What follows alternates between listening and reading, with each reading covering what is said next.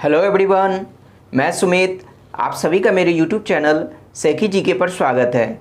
आज हम लोग संगम काल को शुरू कर रहे हैं। तो चलिए सबसे पहले हम लोग यह जानते हैं कि संगम काल किसे कहा जाता है। तो आइए इसे मैप से समझते हैं। तो देखते हैं कि दक्षिण भारत के कृष्णा एवं तुंगभद्रा नदी के दक्षिण में स्थित क्षेत्र में लगभग 200 ईसा पूर्व से 300 ईस्वी के बीच की अवधि को संगम काल कहा गया है।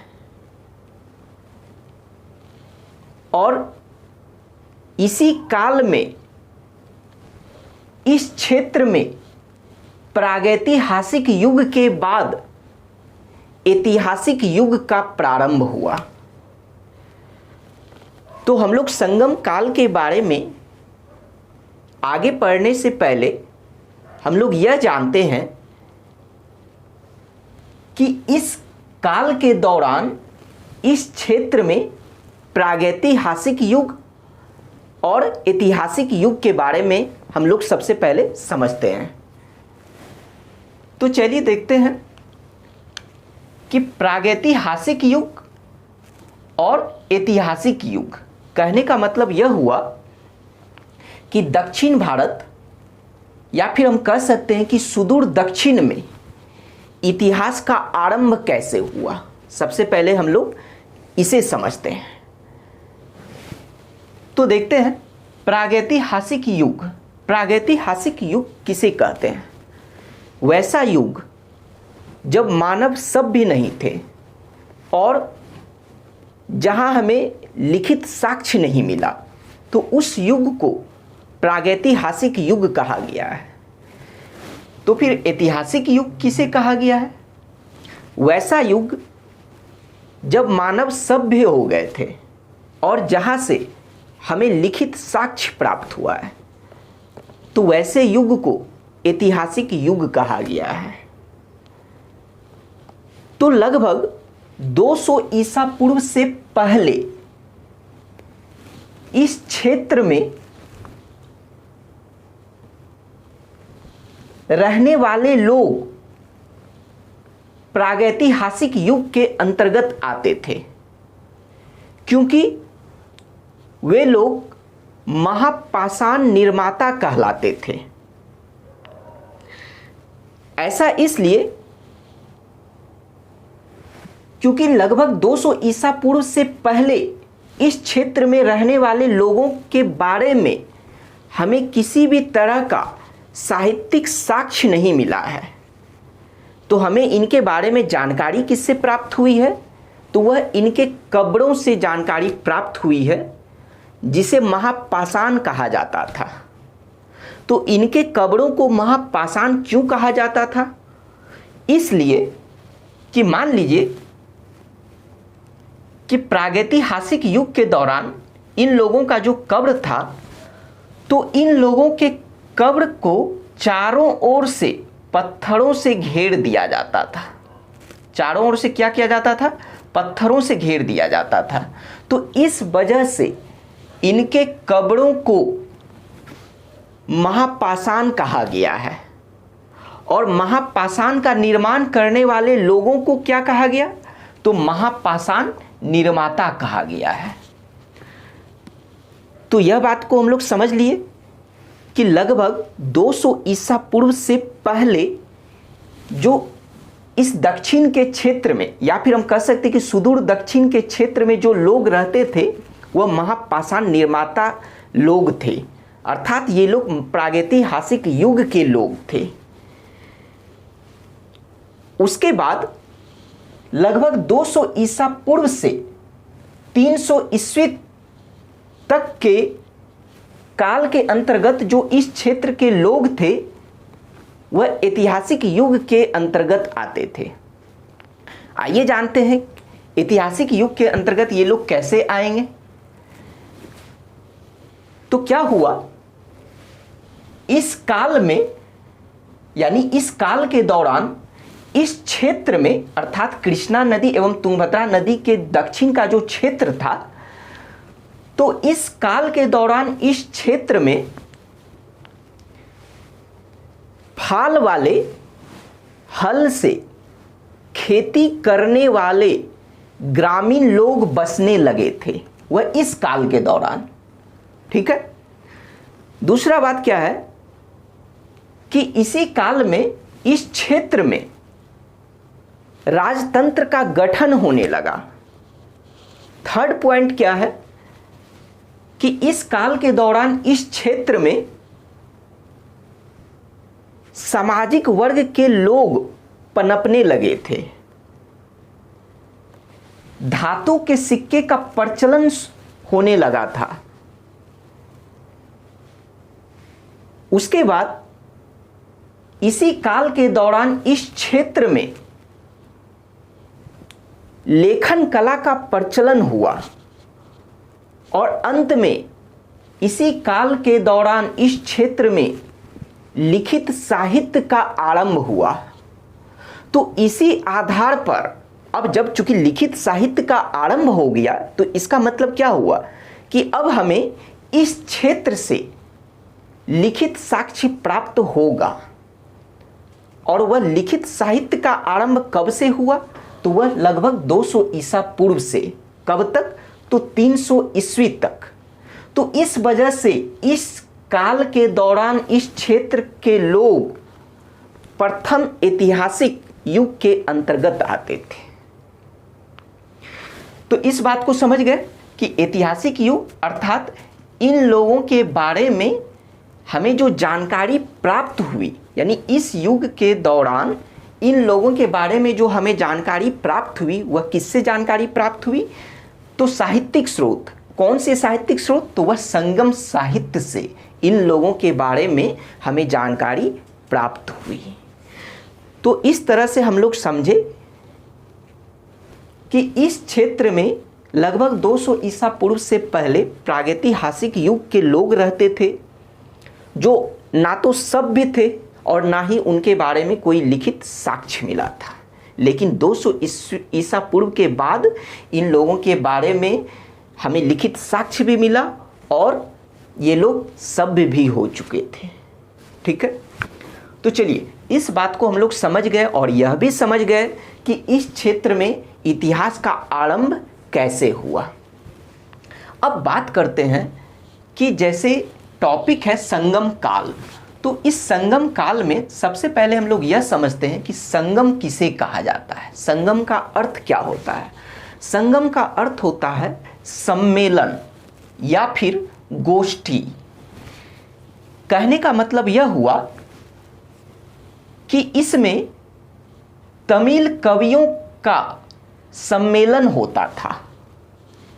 अर्थात तमिल कवि जो होते थे वो लोग एक जगह यानी सम्मेलन में इकट्ठा होते थे। तो इस वजह से तमिल कवियों के सम्मेलन को ही संगम कहा गया है, जिसे राजा के संरक्षण प्राप्त था। अर्थात राजा के संरक्षण में ही कोई भी संगम का आयोजन होता था। अब क्या है कि यह जो तमिल कवि लोगों का जो सम्मेलन होता था जिसे संगम कहा गया है, तो प्रत्येक कवि अपनी रचना को इसी संगम में प्रस्तुत करते थे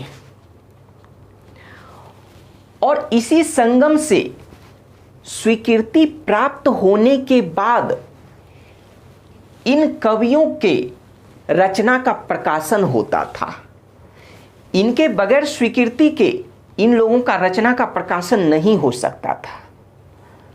तो इस तरह से हम लोग समझे कि तमिल कवियों के सम्मेलन को ही संगम कहा गया है, जिन्हें राजा का संरक्षण प्राप्त था। अर्थात राजा के संरक्षण में ही किसी भी संगम का आयोजन होता था।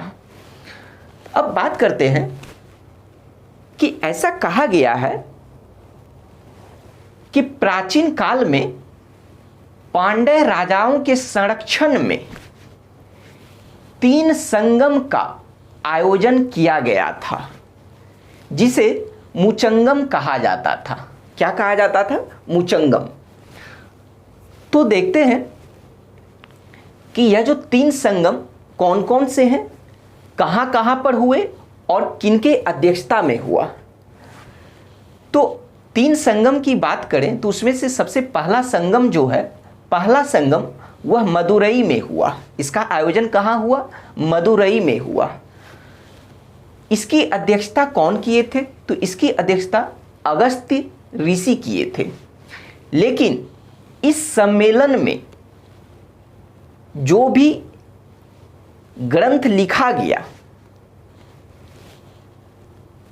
उस ग्रंथ का मतलब उन लिखे गए ग्रंथों में से एक भी ग्रंथ अब नहीं बचे हैं। ठीक है। दूसरे संगम की बात की जाए तो दूसरे संगम की बात करें तो ये इसका आयोजन जो हुआ था वह कपाटपुरम में हुआ था और इसकी भी अध्यक्षता अगस्त्य ऋषि ने ही किया था। और इस संगम में जो भी ग्रंथ लिखे गए उसमें से सिर्फ एक ग्रंथ बचे हैं और उसका नाम है तोल्काप्पियम। तीसरे संगम की बात की जाए तो तीसरा संगम का भी आयोजन मदुरई में हुआ था, क्योंकि पहले संगम का भी आयोजन मदुरई में हुआ था और इसकी अध्यक्षता नक्कीरर ने किया था। और इस संगम के दौरान भी बहुत सारे ग्रंथ लिखे गए, लेकिन उनमें से बहुत कुछ ग्रंथ नष्ट हो गए और कुछ ग्रंथ बचे हैं, जैसे एतु तौके, पत्तु, पातु और भी ग्रंथ हैं जिसके बारे में हम लोग पढ़ेंगे। तो इस तरह से कहा जाता है कि इन्हीं संगम के दौरान जिस साहित्य का संकलन किया गया था उसे संगम साहित्य कहा गया है। तो संगम वर्ड को भी समझ लिए। संगम का मतलब होता है सम्मेलन या गोष्ठी, अर्थात तमिल कवियों का सम्मेलन। संगम साहित्य किसे कहा गया है? तो इन्हीं 3 संगमों के दौरान जिस साहित्य का संकलन किया गया है उसे संगम साहित्य कहा गया है। और संगम काल के बारे में, या फिर हम कह सकते हैं कि संगम राज्य के बारे में जो हमें जानकारी प्राप्त होती है वह संगम साहित्य से जानकारी प्राप्त होती है। तो चलिए इस बात को भी अब हम लोग देख लिए। अब बात करते हैं हम लोग स्रोत की, अर्थात संगम युग के जानकारी के स्रोत। तो यहाँ पर 2 तरह के स्रोत आते हैं। एक है मुख्य स्रोत। कहने का अर्थ यह हुआ कि इस संगम काल के अंतर्गत जो भी राज्य आते हैं या संगम काल के बारे में हमें जो मुख्य स्रोत, मुख्य जानकारी हमें कहाँ से प्राप्त होती है, तो वह संगम साहित्य से ही प्राप्त होती है, जो मुख्य रूप से तमिल भाषा में लिखा गया है। लेकिन संगम युग के बारे में, संगम काल के बारे में हमें जानकारी जो है अन्य स्रोतों से भी मिलती है, अन्य स्रोतों से भी हमें जानकारी प्राप्त होती है। और वह अन्य स्रोत कौन से हैं? जैसे मेगास्थनीज, पिलनी, स्ट्रैबो एवं टॉलमी जैसे यूनानी लेखकों से भी, इनके द्वारा जो भी ग्रंथ लिखा गया है उनसे भी हमें संगम युग के बारे में जानकारी प्राप्त होती है। उसके बाद फिर क्या है कि अशोक के अभिलेख में भी संगम राज्य के बारे में उल्लेख किया गया है। फिर है कि कलिंग के खारवेल के हाथी गुम्फा अभिलेख में भी संगम राज्य का उल्लेख किया गया है। उसके बाद है कि इरेनार अगप्पो रूल के भाष्य में भी संगम राज्य का उल्लेख किया गया है। तो यानी मुख्य स्रोत की बात करें संगम युग के बारे में, वह तो हमें इसी संगम के दौरान जो साहित्य लिखा गया था जिसे संगम साहित्य कहा गया है, तो उसी संगम साहित्य से ही हमें इनके बारे में मुख्य जानकारी प्राप्त होती है। लेकिन अन्य जानकारी जो हमें प्राप्त होती है वह इनसे अन्य जानकारी हमें प्राप्त होती है संगम युग के बारे में। तो अब हम लोग स्रोत को भी देख लिए। तो स्रोत को देखने के बाद जब हम यह जान गए कि इनके बारे में मुख्य स्रोत यानी मुख्य रूप से जो जानकारी हमें प्राप्त होती है वह संगम साहित्य से, तो अब हम लोग संगम साहित्य को शुरू कर रहे हैं, यानी संगम साहित्य के बारे में जानते हैं। तो जैसे कुछ महत्वपूर्ण संगम साहित्य हैं जैसे, तो सर्वप्रथम जो बात किया जाए कि संगम कालीन साहित्य में, यानी संगम काल के दौरान जो साहित्य लिखा गया है, तो उस दौरान के साहित्य में राजा को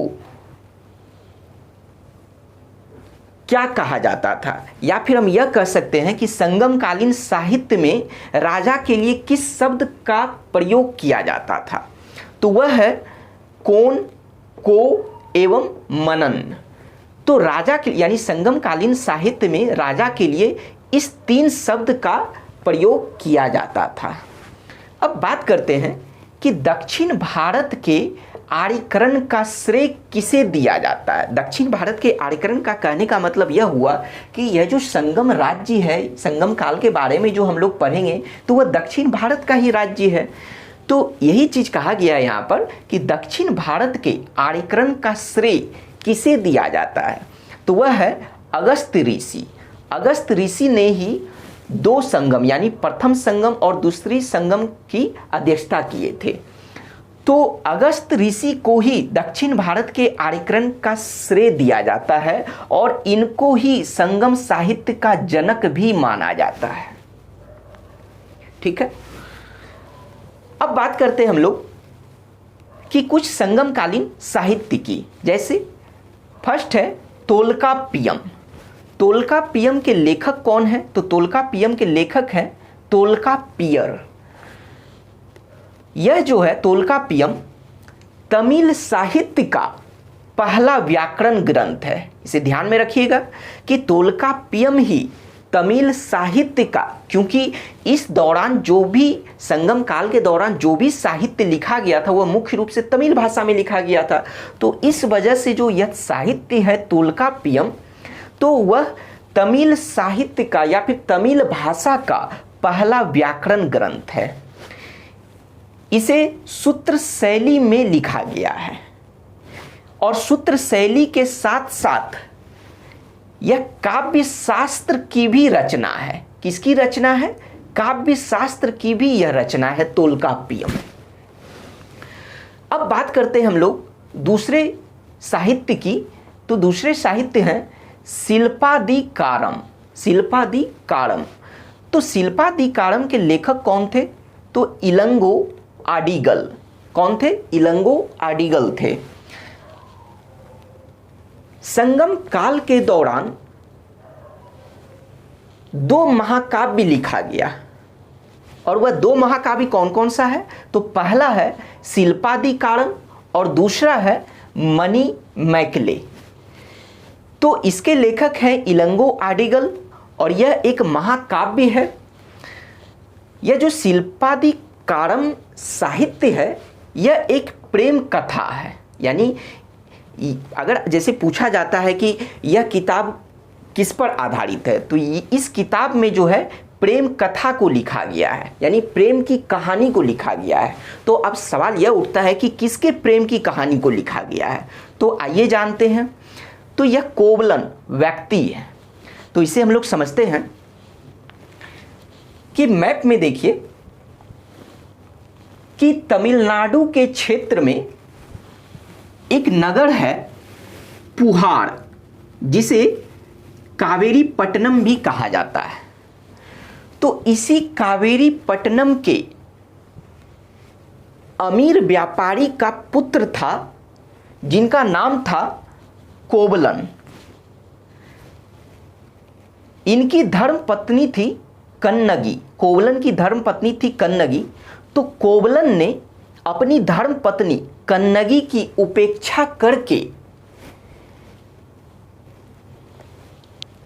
कावेरी पट्टनम की रहने वाली वैश्या जिनका नाम था माधवी, इनसे इनका प्रेम प्रसंग था और इन्हीं के प्रेम प्रसंग को इस साहित्य में लिखा गया है। तो इस वजह से यह जो शिल्पादिकारम है यह प्रेम कथा है। अब बात करते हैं हम लोग कि शिल्पादिकारम को तमिल साहित्य का इलियड कहा गया है। क्या कहा गया है? इलियड कहा गया है। या फिर हम लोग यह कह सकते हैं कि शिल्पादिकारम को तमिल साहित्य का उज्ज्वलतम रत्न कहा गया है। अब बात करते हैं हम लोग दूसरे महाकाव्य की। दूसरा महाकाव्य का नाम क्या है? मणि मैकले। मणि मैकले के लेखक कौन थे? तो मणि मैकले के लेखक थे शीतले संतनार। शीतले संतनार कौन थे? तो यह मदुरई के रहने वाले बनिया थे जो अनाज का व्यापार करते थे। तो इन्होंने ही इस मणि मैकले साहित्य को लिखा है और इसमें जो कहानी लिखा गया है वह कोवलन एवं माधवी से उत्पन्न पुत्री के जीवन के बारे में, संघर्षपूर्ण जीवन के बारे में इस साहित्य में लिखा गया है। तो यह जो लेखक थे यह बनिया थे। इस वजह से इस साहित्य को वणिक कथा भी कहा जाता है। क्या कहा जाता है? वणिक कथा। वणिक का मतलब क्या हुआ? व्यापार करने वाले, यानी वणिक कथा कहा जाता है। और यह भी क्या है? महाकाव्य है। मणि मैकले को तमिल साहित्य का ओडिसी कहा गया है। ठीक है, अब बात करते हैं हम लोग नेक्स्ट साहित्य की जो संगम काल के दौरान लिखा गया है, वह है कुड़ल। तो कुड़ल के लेखक कौन थे? तो कुड़ल के लेखक थे तिरुवल्लुवर। कुड़ल को तमिल साहित्य का बाइबिल एवं लघु वेद कहा गया है। अगर आपसे यह पूछे कि तमिल साहित्य का बाइबिल किसे कहा गया है तो वह होगा कुड़ल। अगर आपसे यह पूछे कि तमिल साहित्य का इलियड किसे कहा गया या फिर तमिल साहित्य का उज्ज्वलतम रत्न किसे कहा गया है तो वह होगा शिल्पादिकारम। अगर आपसे यह पूछे कि तमिल साहित्य का ओडिसी किसे कहा गया तो वह होगा मणि मैकले। तो आपको यह सब पॉइंट याद रखना है। ठीक है, कुड़ल को मुप्पाल भी कहा गया है। अब बात करते हैं हम लोग नेक्स्ट ग्रंथ की, वह है तिरुकुड़ल। तो इसके लेखक कौन है? कुड़ल के जो लेखक थे तिरुवल्लुवर, वही हैं इनके भी लेखक तिरुवल्लुवर। ठीक है, इसे तमिल साहित्य का दर्शन कहा गया है। ठीक है, और यह काव्य रचना पर लिखा गया है, काव्य रचना पर। अब हम लोग नेक्स्ट साहित्य की बात करते हैं, वह है जीवक चिंतामणि। बट ये जीवक चिंतामणि जो है यह संगम काल के दौरान नहीं लिखा गया है, संगम काल के बहुत बाद में लिखा गया है। लेकिन और इसके लेखक जो हैं वह है तिरुतक देवर, जो जैन भिक्षु थे।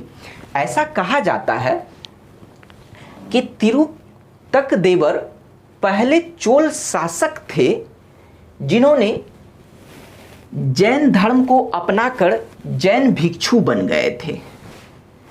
तो इन्होंने ही इस साहित्य को लिखा है जो जैन ग्रंथ से संबंधित है। यह संगम काल के दौरान नहीं लिखा गया है बल्कि संगम काल के बाद में लिखा गया है। लेकिन यहाँ पर इसलिए इसका जिक्र किया गया है क्योंकि यह जो तिरुतक देवर जो थे वह चोल शासक थे, जो कि संगम काल के दौरान हम लोग चोल के बारे में भी पढ़ेंगे। इस वजह से हम लोग संगम काल के दौरान ही इस साहित्य को भी पढ़ते हैं।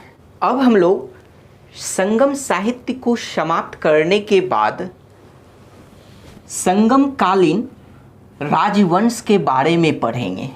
कहने का मतलब यह हुआ कि इस काल में जिसे संगम काल कहा गया है, तो संगम काल के दौरान कौन कौन से राजवंश थे। कहने का मतलब यह हुआ कि संगम काल के दौरान किस किस वंश के राज्य थे। तो चलिए इसे हम लोग मैप से समझते हैं।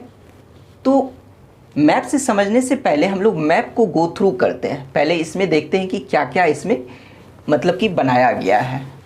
तो बात करते हैं कि यह जो कि प्रायद्वीपीय क्षेत्र है जिसे दक्षिण भारत का क्षेत्र कहा जाता है। तो प्रायद्वीपीय क्षेत्र किसे कहा जाता है?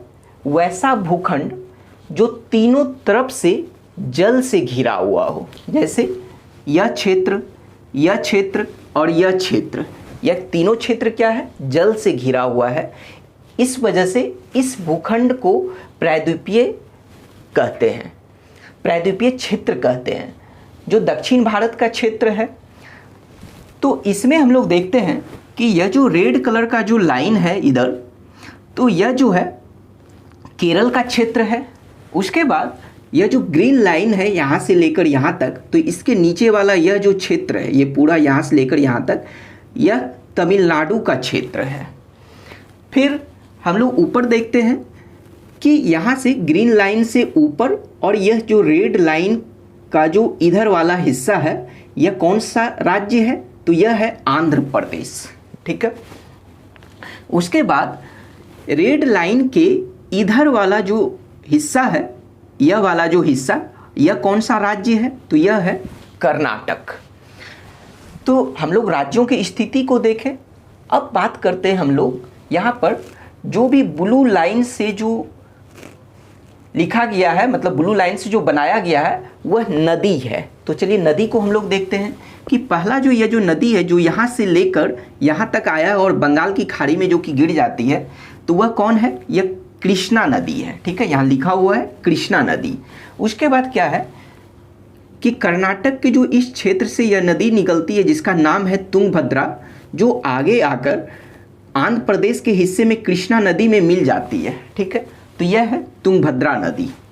अब बात करते हैं हम लोग कि यहाँ पर जो एक नदी है जिसे पेन्नार नदी कहा जाता है, आंध्र प्रदेश के क्षेत्र में है यह नदी, पेन्नार नदी कहा जाता है। अब हम लोग बात करते हैं यहाँ पर कि तमिलनाडु के क्षेत्र में, और जो तमिलनाडु के क्षेत्र में और जो बह रही है कहाँ पर?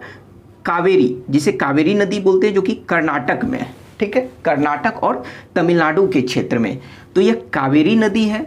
उसके बाद जो है यह जो नदी जो देख रहे हैं आप, इस नदी का नाम है वेल्लार नदी। ठीक है, तो चलिए इस तरह से हम लोग मैप को गो थ्रू कर लिए। अब हम लोग समझते हैं संगमकालीन राजवंश। तो संगमकालीन राजवंश जो है, इसे हम लोग समझते हैं कि कृष्णा नदी एवं तुंगभद्रा नदी के दक्षिण का जो क्षेत्र था वह 3 राज्यों में विभाजित था। और वह 3 राज्य कौन कौन से थे? तो एक था चोलों का राज्य, अभी समझते हैं कहाँ कहाँ इसकी स्थिति है। दूसरा था चेर का राज्य, जिसे केरल पुत्र कहा गया है। तीसरा राज्य था पांड्य का राज्य। ठीक है, तो इस तरह से हम लोग समझे कि संगम काल के दौरान कृष्णा नदी एवं तुंगभद्रा नदी के दक्षिण वाला जो क्षेत्र था यह 3 राज्यों में विभाजित था। कौन कौन सा? चोल, चेर और पांड्य। लेकिन अशोक के अभिलेख में एक और राज्य का जिक्र किया गया है जिसका नाम है सत्यपुत्र, लेकिन उसकी पहचान अब तक नहीं की गई है। तो इसी वजह से कहा जाता है कि संगम काल के दौरान कितने राजवंश थे? तो वह सिर्फ 3 राजवंश थे। कौन कौन से? पांड्य, चोल और चेर, जिसे केरल पुत्र कहा गया है। तो चलिए इस बात को तो हम लोग समझ लिए कि संगम काल के दौरान 3 राजवंश थे। अब हम लोग एक एक करके देखते हैं और मैप से इसके लोकेशन को भी देखेंगे और मैप से इसको अच्छे तरीके से समझेंगे, ताकि दक्षिण भारत से रिलेटेड जो कन्फ्यूजन रहता था वह हमेशा के लिए खत्म हो जाएगा। ठीक है, तो चलिए संगमकालीन राजवंश में जो कि 3 राजवंश आते हैं, पांड्य, चोल और चेर, जिसे केरल पुत्र कहा गया है। तो सबसे पहले हम लोग देखते हैं पांड्य वंश।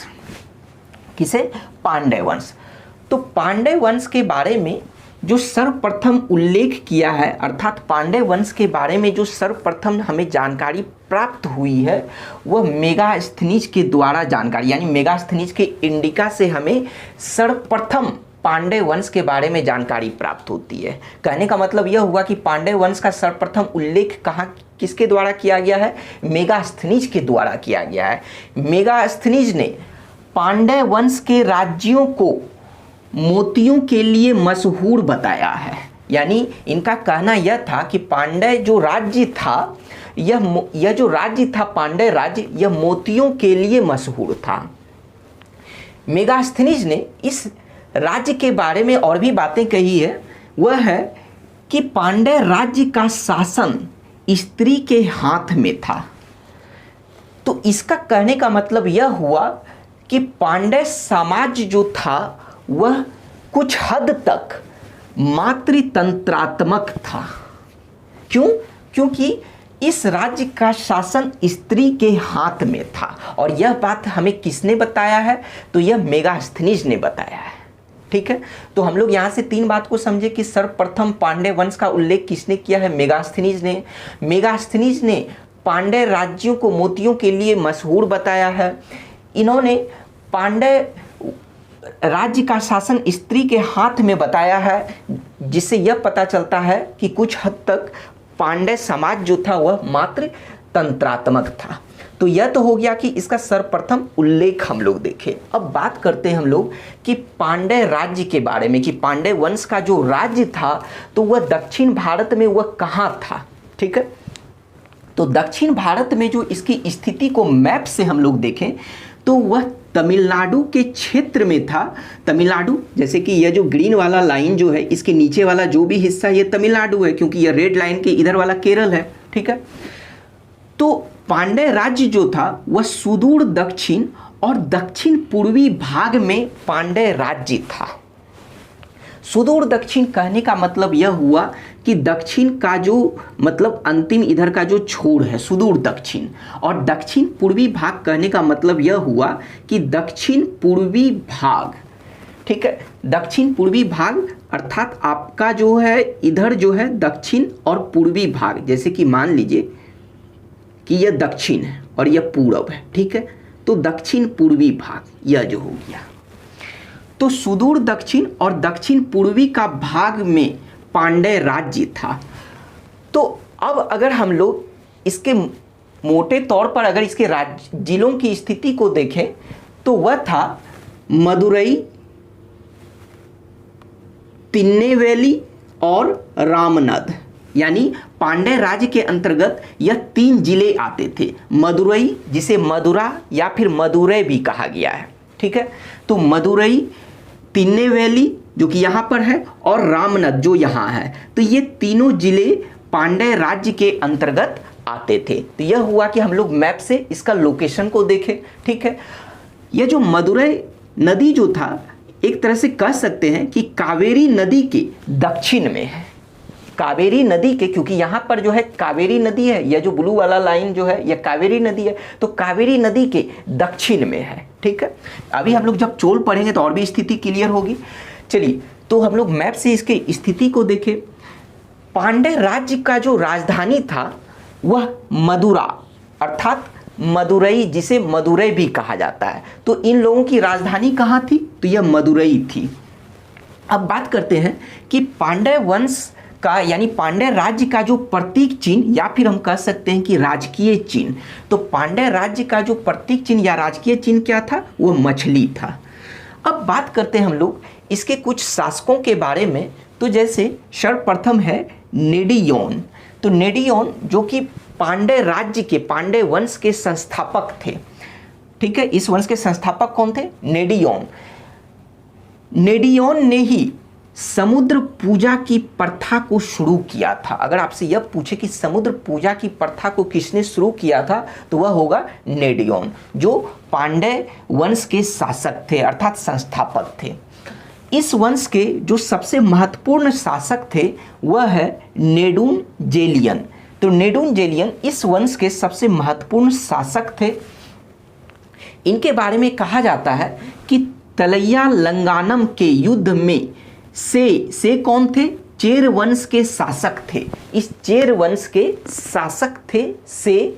तो तलैया लंगानम के युद्ध में चेर वंश के शासक से को इन्होंने पराजित किया था, और से को हाथी के आंख वाला शासक कहा गया है, जो चेर वंश के थे। ठीक है, अब हम लोग इनसे रिलेटेड जो नेक्स्ट पॉइंट हम लोग देखते हैं कि यह कोवलन। कोवलन आप लोग पढ़ चुके हैं। कोवलन कौन थे?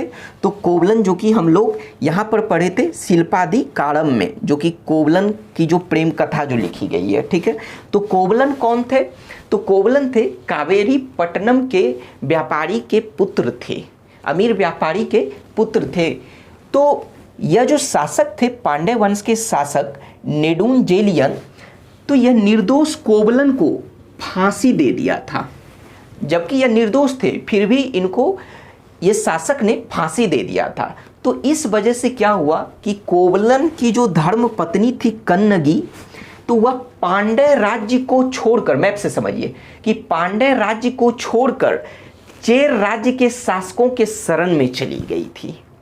इनकी पत्नी, कोवलन की पत्नी, ठीक है, इनको फांसी देने के बाद वो अपने राज्य को ही त्याग दी थी। अब हम लोग इस वंश के अंतिम शासक के बारे में जानते हैं, वह है नल्लीब कोडन। इस वंश के अंतिम शासक थे। अब हम लोग इस वंश से कुछ और भी महत्वपूर्ण बातों को जानते हैं कि जैसे पांड्य वंश के जो शासक थे, उन्होंने रोमन सम्राट जिनका नाम था अगस्टस के दरबार में इन लोगों ने अपना राजदूत भेजा था, क्योंकि इन लोगों का जो व्यापार होता था वो रोम के साथ, यानी रोमन साम्राज्य के साथ इन लोगों का व्यापार होता था। ठीक है, तो बात करते हैं कि इन मतलब पांड्य वंश के जो शासक थे, रोमन सम्राट अगस्टस के दरबार में अपना राजदूत भेजे थे। पांड्य वंश के बारे में ऐसा कहा गया है कि इन लोगों की जो जीवन रेखा थी वह वेंगी नदी थी।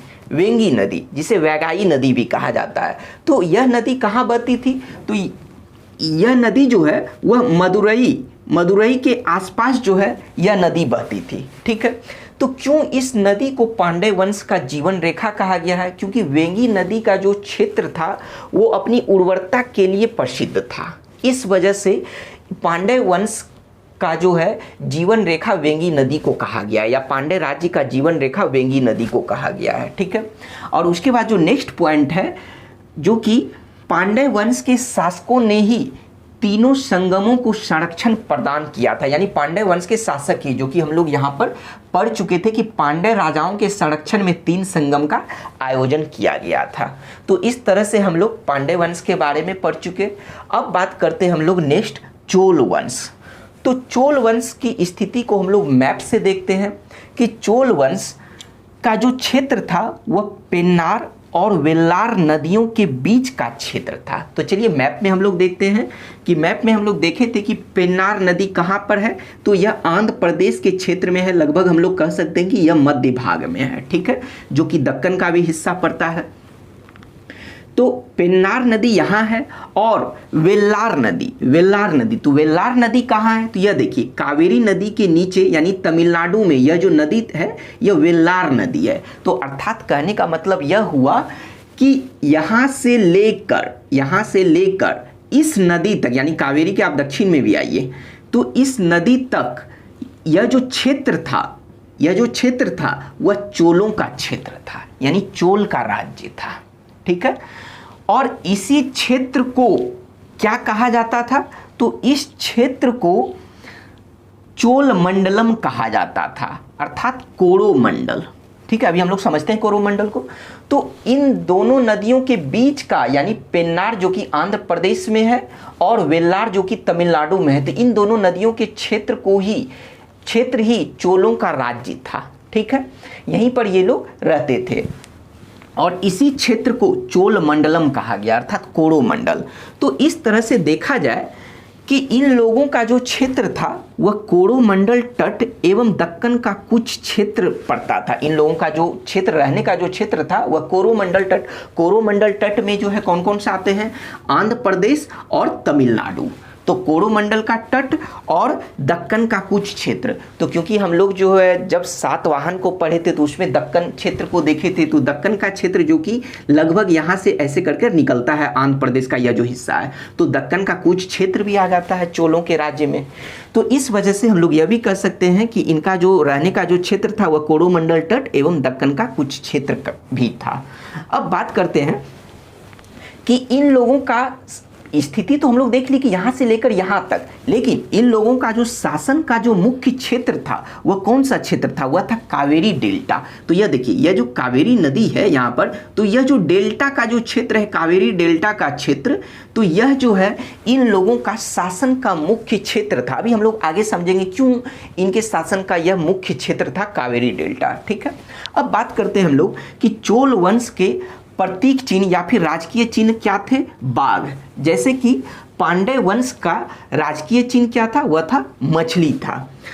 तो चलिए अब क्या था कि चोल वंश के जो शासक थे, मतलब चोल वंश के जो लोग थे वह कुशल नौसेना थे, यानी इस समय जो था वह कुशल नौसेना का जो है प्रचलन था। ठीक है, यानी यह लोग नौसेना में जो थे वह कुशल थे, चोल के लोग। ठीक है, अब बात करते हैं हम लोग इस वंश के कुछ शासकों के बारे में। तो जैसे सर्वप्रथम इलनजेत चेन्नी। इलनजेत चेन्नी चोल वंश के संस्थापक थे और इन्होंने अपना राजधानी उरेयूर को बनाया था। उरेयूर कहाँ था? उरेयूर था कावेरी नदी के तट पर। ये देखिए, यह जो पॉइंट है यह उरेयूर है। ठीक है, तो यह कावेरी नदी के तट पर था और यह जो उरेयूर था यह सूती वस्त्र के लिए बहुत ही प्रसिद्ध था, यानी सूती व्यापार के लिए यह उरेयूर जो है प्रसिद्ध था, जो कावेरी नदी यानी कावेरी डेल्टा के क्षेत्र में पड़ता था। तो इसी वजह से, चूंकि इन लोगों ने इस क्षेत्र को राजधानी बनाया था, तो इस वजह से इन लोगों का जो शासन का मुख्य क्षेत्र था वह कावेरी डेल्टा का क्षेत्र था। मैप से एकदम ध्यान से समझना है, पूरा कंसेप्ट क्लियर हो जाएगा। अब बात करते हैं हम लोग कि नेक्स्ट शासक के बारे में कि वह है एलारा। एलारा के बारे में ऐसा कहा जाता है कि इधर का क्षेत्र जो कि श्रीलंका है, तो इसने श्रीलंका को जीतकर वहां पर लगभग 50 वर्षों तक शासन किया था। एलारा के बारे में ऐसा कहा जाता है। ठीक है, लेकिन इस वंश के जो महत्वपूर्ण शासक थे, चोल वंश के जो सबसे महत्वपूर्ण शासक थे, उनका नाम था करिकाल। करिकाल के बारे में हम लोग जानते हैं, हम लोग पढ़ते हैं कि करिकाल को जले हुए पैर वाला शासक कहा जाता है। ठीक है, जले हुए पैर वाला शासक किसे कहा गया है? तो करिकाल को कहा गया है। करिकाल को 7 सूरों का ज्ञाता भी कहा गया है। ठीक है, 7 सूरों का ज्ञाता। अब हम लोग बात करते हैं कि करिकाल ने ही कावेरी नदी के तट पर सिंचाई के लिए 160 किलोमीटर लंबा बांध का निर्माण करवाया था। तो कावेरी नदी के तट पर करवाया था। कितने किलोमीटर लंबा? तो लगभग 160 किलोमीटर लंबा बांध का निर्माण करवाया था। किस लिए? सिंचाई के लिए। तो इस बांध का निर्माण किसके द्वारा करवाया गया था? तो श्रीलंका से 1200 कैदियों को, यानी 1200 लोगों को जो कैद करके लाया गया था, तो उसी 1200 कैदियों से इस 160 किलोमीटर लंबे बांध का निर्माण करवाया था। और उसके बाद करिकाल ने ही कावेरी नदी के तट पर पुहार नामक नगर का स्थापना करवाया था। पुहार नामक नगर, जिसे कावेरी पट्टनम भी कहा गया है। तो इसकी स्थिति को देखते हैं हम लोग मैप में कहाँ है। तो यह देखिए, यह जो यहाँ पर यह पॉइंट है, तो यह है पुहार। तो पुहार जिसे कावेरी पट्टनम भी कहा गया है, तो इस नगर का स्थापना किया और उसके बाद करिकाल ने इसी को अपना राजधानी बनाया। अर्थात यह हुआ कि जो पहले चोल वंश की राजधानी उरेयूर थी, वह अब करिकाल के समय कौन सी राजधानी हो गई? तो कावेरी पट्टनम या फिर पुहार हो गई। तो ये जो कावेरी पट्टनम जो था, जिसे पुहार भी कहते हैं, यह प्रमुख बंदरगाह नगर था। ठीक है, यहाँ से व्यापार किया जाता था। तो इस तरह से हम लोग चोल वंश के बारे में भी पढ़े। अब हम लोग बात करेंगे चेर वंश के बारे में। पांड्य वंश, चोल वंश पढ़ने के बाद अब हम लोग चेर वंश के बारे में पढ़ेंगे। तो इनकी स्थिति को अगर देखा जाए तो वह है केरल के मध्य और उत्तरी हिस्से तथा तमिलनाडु के कोंगू क्षेत्र। तो इसे हम लोग मैप से देखते हैं कि केरल का मध्य क्षेत्र, उत्तरी क्षेत्र, पूरा इधर नहीं जाना है, उत्तरी क्षेत्र एवं तमिलनाडु के कोंगू क्षेत्र। कोंगू क्षेत्र किसे कहा जाता है? तो तमिलनाडु, वर्तमान जो तमिलनाडु का जो पश्चिमी क्षेत्र है, तो पश्चिमी क्षेत्र के कुछ जिले को मिलाकर कोंगू क्षेत्र कहा जाता है। और वह जो है, इसकी स्थिति को हम बता रहे हैं। तो यह जो आपका यहाँ से लेकर यह करूर होते हुए यह जो है इधर, यह चेर का मतलब यह शासन था। इधर ये चेर का शासन था। अब स्थिति को समझिए, तो यह हो गया चेर का। उसके बाद क्या है कि यह जो कि वेल्लार नदी था, तो इस वेल्लार नदी से इधर अब जाकर इस पेन्नार नदी तक यह पूरा हिस्सा चोल का हो गया, लेकिन यह जो इधर का जो थोड़ा सा यह हिस्सा है यह चेर के हिस्से में आता था। ठीक है, अब उसके बाद और इस नदी से नीचे वाला जो हिस्सा और इधर से लेकर यहाँ तक का जो यह वाला हिस्सा, तो यह जो है पांड्य का था। तो इस तरह से तीनों राजवंश की स्थिति को आप मैप से समझ गए, नदियों के माध्यम से भी इसकी स्थिति को समझे। ठीक है, अब बात करते हैं हम लोग इसके बारे में कि उन दोनों राजवंशों के तरह इनका भी अपना प्रतीक चिन्ह था, और वह कौन सा था? धनुष बाण, जिसे राजकीय चिन्ह भी कहते थे। ठीक है, अब हम लोग बात करते हैं नेक्स्ट पॉइंट की। तो नेक्स्ट पॉइंट है कि इन लोगों का जो राजधानी था वह वांजी था। ठीक है, वांजी था। तो वांजी जो है वह यहाँ करूर के पास पड़ता है, और इन लोगों का जो महत्वपूर्ण जो क्षेत्र था वह करूर का क्षेत्र था। यह करूर मोतियों के लिए प्रसिद्ध था, मोतियों के व्यापार के लिए प्रसिद्ध था। ठीक है, अब बात करते हैं कि चेर वंश के शासकों का रोमन साम्राज्य के साथ व्यापार होता था, जिससे इस वंश के शासकों को लाभ होता था। तो इसी वजह से ऐसा कहा जाता है कि रोमन साम्राज्य के शासक यानी रोमन सम्राट जिनका नाम था अगस्टस, तो अगस्टस का एक मंदिर भी इस वंश के शासक ने बनवाया था। अब बात करते हैं हम लोग कि इसके कुछ शासकों के बारे में।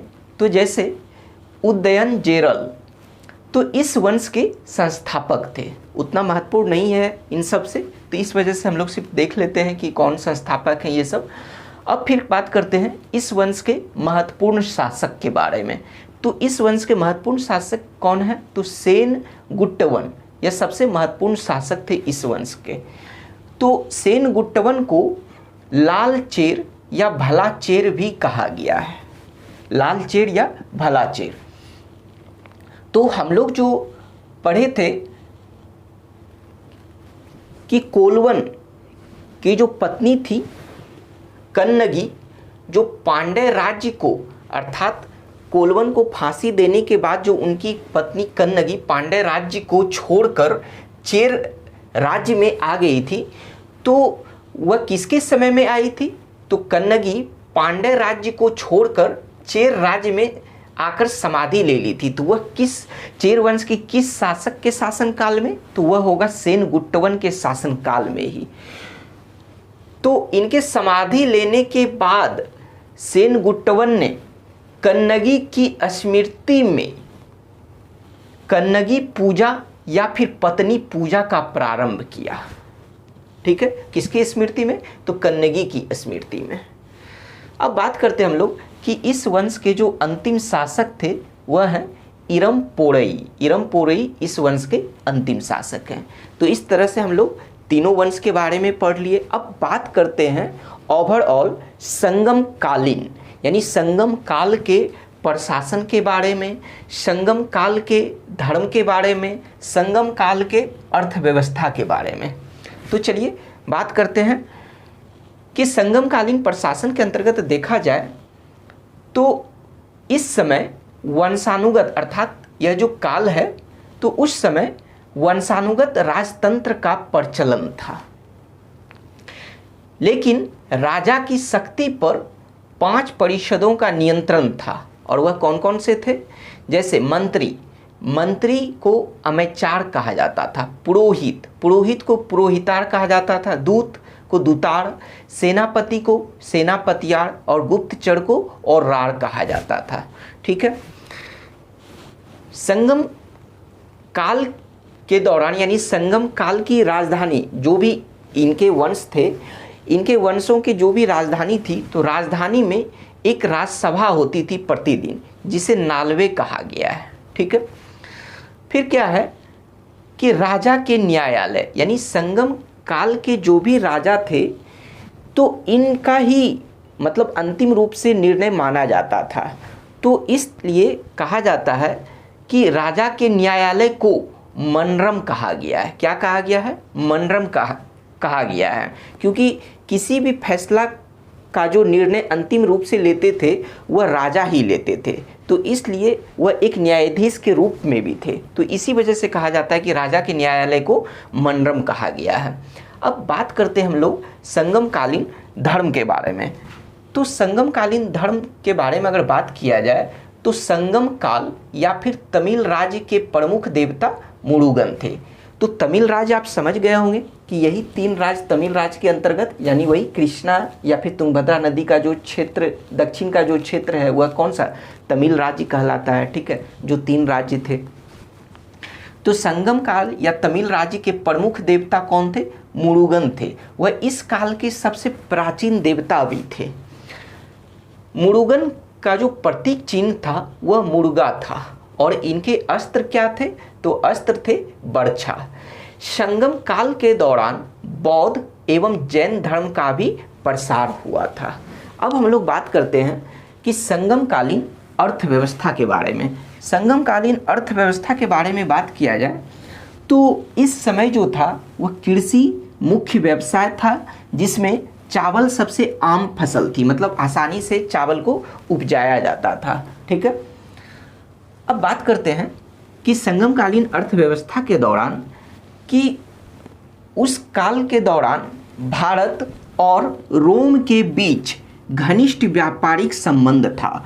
और भारत और रोम के बीच जो उस काल में घनिष्ठ व्यापारिक संबंध था, इसका साक्ष्य हमें कहाँ से मिलता है? तो इसका साक्ष्य हमें मिलता है अरिकामेडु से।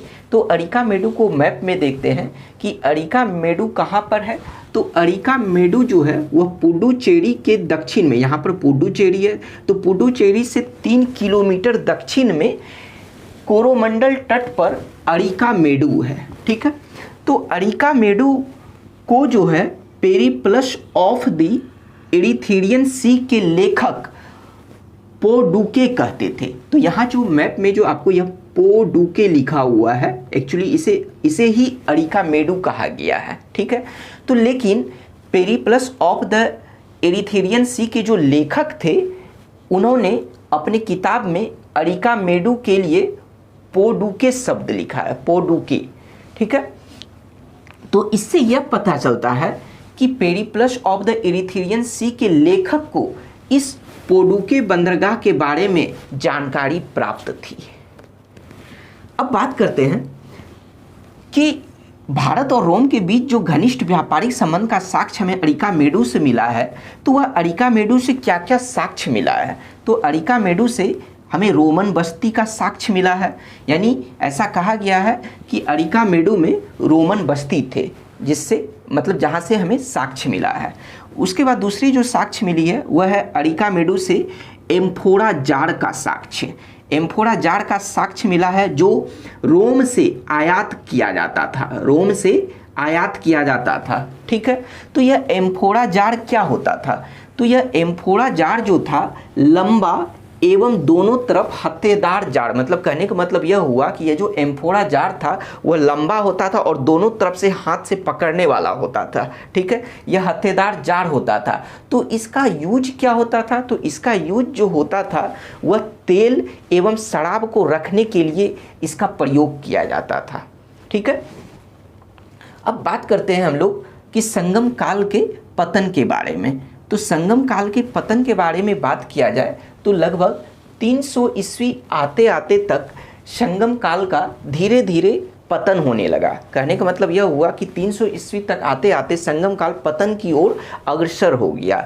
तो लगभग 300 ईस्वी से 600 ईस्वी के बीच में जो है कालभ्रस ने तमिल राज्यों पर, अर्थात तमिल राज्यों के अंतर्गत जो ये 3 राज्य थे, तो लगभग 300 ईस्वी से 600 ईस्वी के बीच में कालभ्रस ने इन तमिल राज्यों पर कब्जा कर लिया और इतिहासकार इसी काल को अंधकार युग या अंधकार काल कहते हैं। ठीक है, लेकिन उसके बाद फिर क्या हुआ कि जैसा कि हम लोग देखे थे कि जैसे पांड्य राज्य का भी जो है पतन हुआ, लेकिन मध्यकाल में यह जो पांड्य राज्य है तो मध्यकाल में फिर से यह लोग जो है पुनर्स्थापित हुए।